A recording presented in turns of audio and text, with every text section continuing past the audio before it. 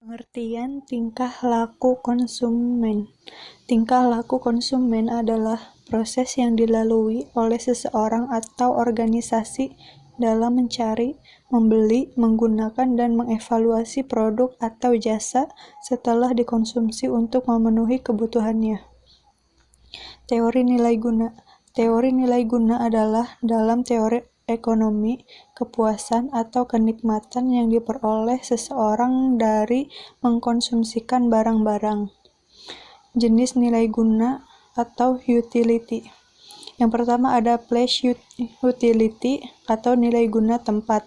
Yang kedua form utility atau nilai guna bentuk. Yang ketiga time utility atau nilai guna waktu. Yang keempat possession utility atau nilai guna kepemilikan. Pendekatan nilai guna utility dibedakan menjadi dua macam. Yang pertama, kardinal. Pendapatan nilai guna utilitas kardinal dianggap bahwa manfaat atau kenikmatan yang diperoleh seseorang konsumen dapat dinyatakan secara kuantitatif dan dapat diukur secara pasti. Dan yang kedua ordinal, yaitu dengan menggunakan metode ordinal. Tingkat utility diukur melalui order atau ranking, tetapi tidak disebutkan nilai gunanya secara pasti. Dalam pendekatan kardinal, terdapat dua konsep. Yang pertama, konsep utilitas marginal atau marginal utility, yang biasa dilambangkan dengan MU. Utilitas marginal adalah pertambahan atau pengurangan kepuasan yang diperoleh seseorang sebagai akibat dari pertambahan atau pengurangan mengkonsumsi satu unit barang tertentu untuk memenuhi kepuasannya. Dan yang kedua, utilitas total atau total utility yang biasa dilambangkan dengan TU. Utilitas total adalah jumlah seluruh nilai guna kepuasan yang diperoleh seseorang dari mengkonsumsi sejumlah barang tertentu. Memaksimumkan nilai guna. Tingkat maksimum adalah suatu tingkatan yang dicapai pada saat nilai guna total mencapai tingkat maksimum. Kemaksimuman nilai guna akan sedikit rumit apabila kita mengkonsumsi lebih dari satu jenis barang, dan akan menjadi semakin rumit kalau harga barang masing-masing berbeda.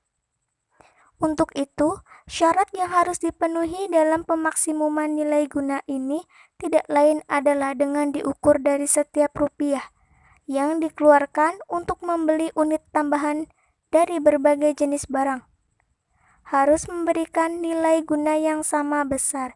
Misal, buah, jeruk, dan pakaian. Satu unit jeruk harganya 10.000 dan satu unit pakaian harganya 100.000.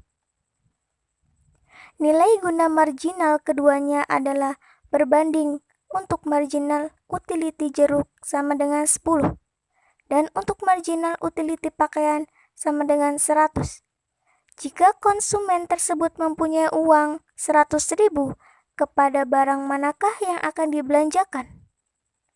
Nah, dengan uang sebesar 100.000 ini, kita dapat membeli 10 unit tambahan jeruk dan jumlah nilai guna marginal yang kita peroleh adalah 10 unit kali MU, sama dengan 100. Dalam hal ini, untuk memaksimumkan kepuasan kita hanya mempunyai pilihan membeli 1 unit pakaian atau membeli 10 unit jeruk, karena adanya keterbatasan dana yang dimiliki.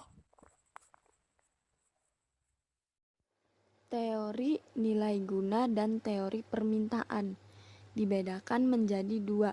Satu, efek penggantian.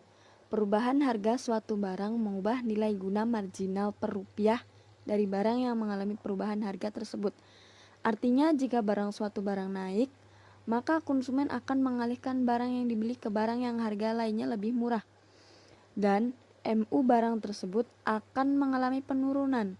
Jika MU barang-barang lain tidak berubah, maka kecenderungan adalah pengalihan permintaan dari suatu barang ke harga barang yang lain. Dengan demikian, maka pembelian juga diarahkan pada barang yang harganya tidak berubah atau cenderung. 2. Efek pendapatan. Dengan kenaikan harga bagi konsumen yang berpendapat income tetap akan menyebabkan pendapatan real konsumen tersebut berkurang. Dengan kata lain, pendapatan yang diterima untuk membeli barang menjadi berkurang. Sehingga dengan kenaikan harga akan menyebabkan konsumen mengurangi jumlah berbagai barang yang dibelinya. Dengan demikian, sebaliknya, penurunan harga suatu barang akan menyebabkan pendapatan real konsumen bertambah, sehingga akan mendorong konsumen menambah jumlah barang yang akan dibelinya. Kedua efek ini saling memperkuat apabila barang yang dibeli konsumen tersebut adalah barang yang normal atau barang independen. Barang disebut independen atau barang normal jika perubahan harga barang tidak mempengaruhi permintaan barang lain.